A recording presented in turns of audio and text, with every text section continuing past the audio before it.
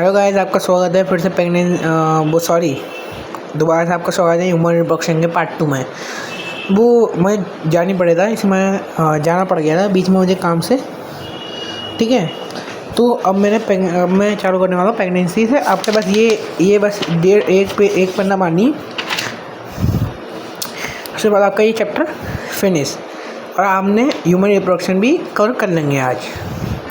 Human reproduction में कुछ नहीं है यहाँ पर। अब इम्प्लांटेशन के बाद ट्रोपोब्लास्ट फिंगरप्लास्ट प्रोजेक्शन बनाते हैं। ठीक है, ट्रोपोब्लास्ट फिंगरलाइक प्रोजेक्शन बनाता है जिसे हम क्लोनिक विली कहते हैं। क्लोनिक विली ये बनाता है ये।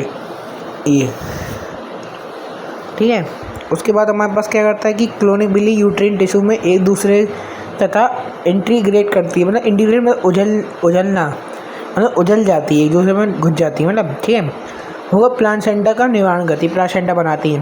प्लासेंटा क्या करती है? प्लासेंटा डिप्लोमिंग एम्ब्रियो फोर्टस तथा मैच्योर बॉडी का बीच सेल फंक्शन करती है। मतलब देखो, ये प्लासेंटा है, ठीक है, और ये मैटरल बॉडी है इसके अंदर। ठीक है, ये फॉर्मेशन हुई है और उसके अंदर ये क्या है, उम्बिलिकल कॉर्ड।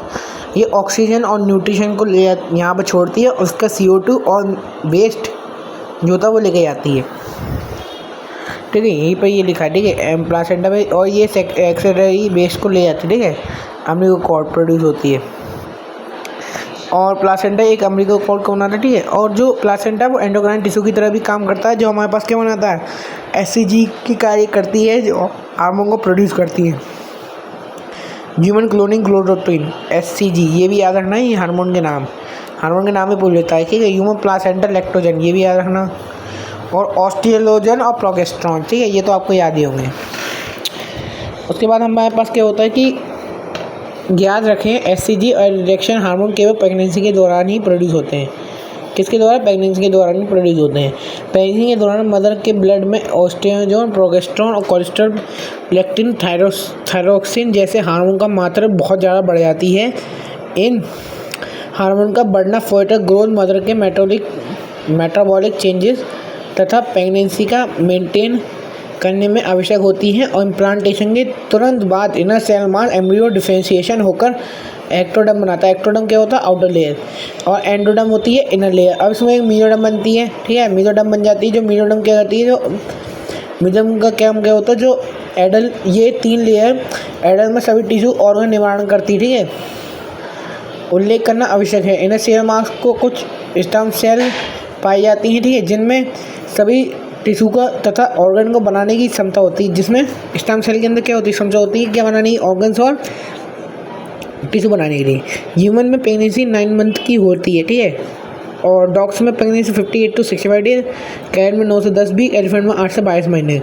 ह्यूमन बींग में 1 मंथ की प्रेगनेंसी के बाद एम्ब्रियो में हार्ट बन जाता है। ठीक है, साइटोस्कोप से हार्ट भी पढ़ सकते हैं। सेकेंड मंथ में हमारे पास लिम्फ और डिजिट बन जाती हैं।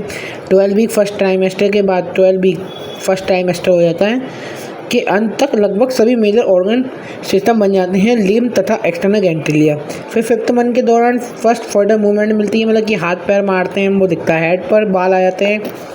24 वीक सेकेंड ट्राइमेस्टर के अंत तक पूरी बॉडी फाइन हेयर निकल आते हैं, आईलिड अलग हो जाती हैं तथा आईलैशेस बन जाते हैं। प्रेगनेंसी के 9 मंथ के बाद फोटस पूरी तरह डेवलप हो जाता है तथा डिलीवरी के लिए तैयार हो जाता है। बस ये यार, बस मैं चाहता हूँ ये अरिहंत वाले ना इस पर कॉपीराइट ना मार दें। बस उनकी बुक से ही पढ़ा रहा हूँ मैं आप लोगों को। और आप ये बुक चाहे तो डिस्क्रिप्शन में नहीं है, आप चाहे तो ये बुक ऑर्डर भी कर सकते हैं। बहुत बढ़िया बुक है ये। मैं खुद पर्सनली इस बुक को NCERT के साथ यूज़ करता हूँ, क्योंकि इसमें आप देख रहे होंगे पॉइंट वाइज दे रखे होते हैं।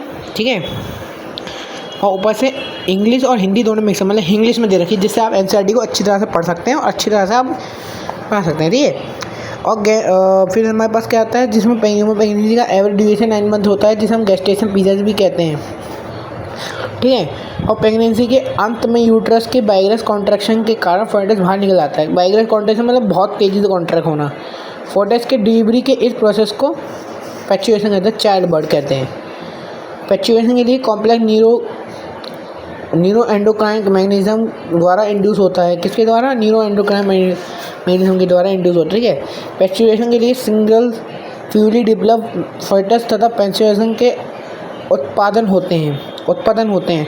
ये सिग्नल माइंड न्यूट्रिएंट कॉन्ट्रैक्शन को इंड्यूस करते हैं, जिन्हें फर्दर इलेक्ट्रिएशन रिफ्लेक्स कहते हैं। ठीक है, ये रिफ्लेक्स मैटर पैचुएशन से ऑक्सीटोसिन के रिलीज को ट्रिगर करते हैं। और किसको ट्रिगर करते हैं? ऑक्सीटोसिन के रिलीज को।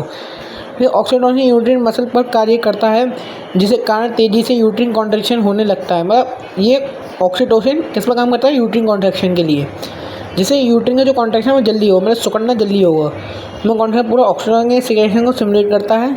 यूट्रिन कॉन्ट्रैक्शन तथा ऑक्सीटोसिन सिक्रेशन के बीच लगातार सिमुलेटरी रिफ्लेक्स के कारण ये कॉन्ट्रैक्शन तेज हो जाता है, मतलब तेज हो जाता है, मतलब फास्ट। इससे फोर्टस और बटर कैनन द्वारा यूट्रस से बाहर आ जाता है।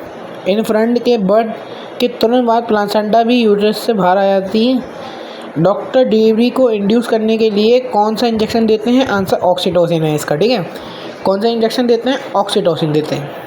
और मैं एक बात बताऊं, एक ट्रिक बताऊं इसकी।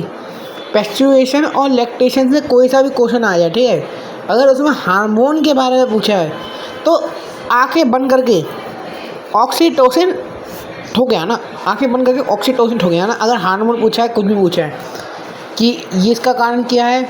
ऑक्सीटोसिन। अगर वो कॉन्ट्रैक्शन फास्ट क्यों हो रही है? Because of oxytocin. ठीक है, अब वो कॉन्ट्रैक्शन में ऑक्सीटोसिन, अगर वो उसका हार्मोन का फ्लो कौन देख रहा है? पेस्चुअल एक्सरसाइज में ऑक्सीटोसिन। मैंने खुद देखा है, मैंने नीट तक के उसमें देखा है मैंने कि सबके आंसर उसमें भी ऑक्सीटोसिन है। ठीक है, मतलब मेरे पास मॉड्यूल रखे हैं, ठीक है, मैं मॉड्यूल सॉल्व करता हूँ, इसके सॉल्व कर रखा है मैंने। ठीक है, जब मैंने देखा उसमें पेस्चुएशन और लैक्टेशन के बारे में, ठीक है, तो उसमें ये इसके हर उस आंसर में ऑक्सीटोसिन है। आप भी चेक कर लेना। ठीक है, अब सिगरेट करता है। ठीक है, अब उसके बाद इन्फ्रेंट बर्थ हो जाता है डॉक्टर को इंड्यूस करने के लिए। प्रेगनेंसी के बाद लैक्टेशन होती है। लैक्टेशन मतलब दूध का पहला जो दूध बनता है, पहले दूध में जो फीडिंग सहायता करता है। लैक्टेशन की शुरुआत कुछ दिनों तक निकलने के वाले मिल्क को कोलेस्ट्रॉम कहते हैं, जिसके अंदर बहुत सारी एंटीबॉडी रिच रहती है। ठीक है, कोलेस्ट्रॉम में प्रकार की एंटीबॉडी जो न्यूबॉर्न बेबी के लिए डिजीज़ को रेजिस्टेंस करती है। ठीक है, बेबी की अच्छी हेल्थ बचाने के लिए इन्फ्रेंट को शुरुआत से पीरियड में बच्ची की ब्रीड फीडिंग के लिए कहते हैं। ठीक है, थैंक यू।